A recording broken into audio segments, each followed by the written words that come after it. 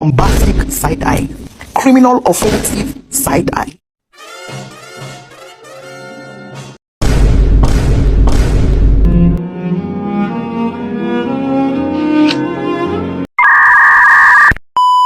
Halo, Assalamualaikum warahmatullahi wabarakatuh. Kembali lagi dengan saya Dini Handayani. Saya di sini akan membahas pertemuan ke-7, yaitu tentang urgensi dan gaya-gaya public speaking dan persiapan public speaking. Ikutin aku ya. Oke, saya di sini akan membahas tentang urgensi. Nah, tujuan public speaking ini adalah untuk menyampaikan ide secara sistematis dan runtut agar mudah dipahami oleh orang lain. Nah, selain itu, public speaking juga bertujuan untuk mempengaruhi massa atau audiens, baik dalam bentuk ajakan, motivasi, maupun penyampaian informasi. Nah, kemampuan ini bisa membantu seseorang agar dapat mengikuti diskusi dan rapat dengan baik, sehingga bisa berpartisipasi secara aktif. Public speaking ini juga digunakan saat melakukan pidato di depan umum, baik dalam acara formal maupun non-formal. Nah, selain itu, kemampuan ini penting untuk menyampaikan serta mempertahankan pendapatan dengan logis. Pada akhirnya, public speaking juga berperan dalam meningkatkan kepercayaan diri seseorang saat berbicara di hadapan orang lain. Nah, selanjutnya yaitu gaya public speaking. Gaya public speaking itu populer di Amerika Serikat dan Eropa. Nah, hingga pertengahan abad yang ke-20 setelah Perang Dunia Kedua, gaya berbicara yang kurang formal dan lebih percakapan menjadi populer. Nah, ada juga alat elektronik juga menjadi tersedia untuk meningkatkan presentasi publik. Menjelang akhir abad ke-20, alat-alat elektronik ini bermigrasi ke komputer. Nah, jadi mereka itu berkembang menjadi perangkat lunak komputer. PowerPoint salah satu alat yang kita kenal dan gunakan saat ini. Meski pidato publik saat ini kurang formal, namun tetap perlu diorganisir dengan baik. Di sini saya akan membahas macam-macam gaya, yaitu ada 4. Yang pertama itu ada gaya seremonial, di mana gaya seremonial ini digunakan untuk acara resmi dengan protokol ketat.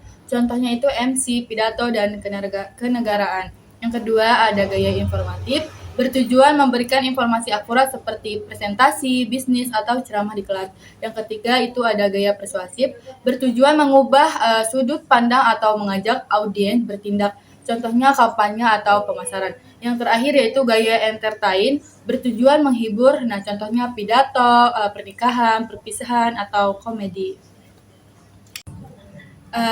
Selanjutnya yaitu akan membahas persiapan pada public speaking.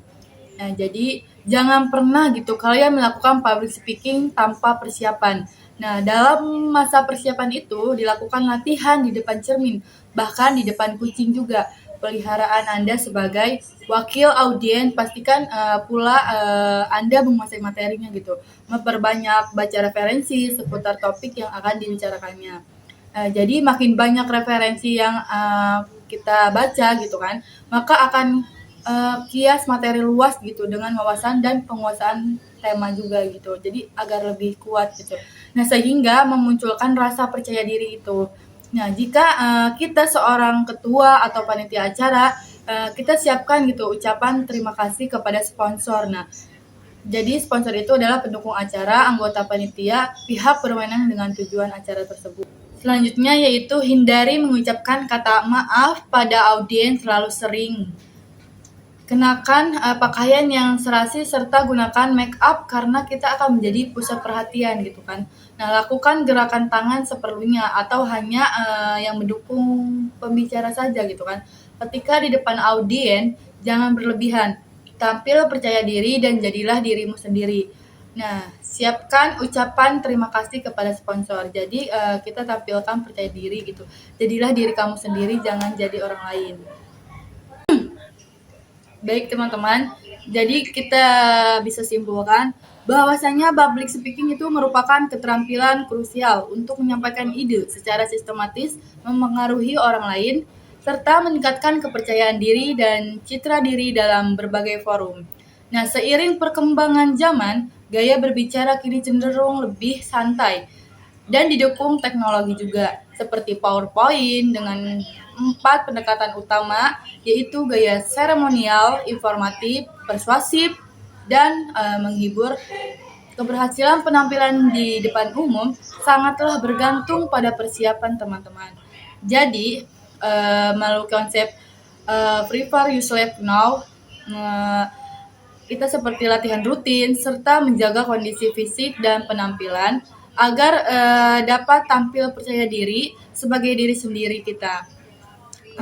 Mungkin hanya itu saja yang bisa saya sampaikan.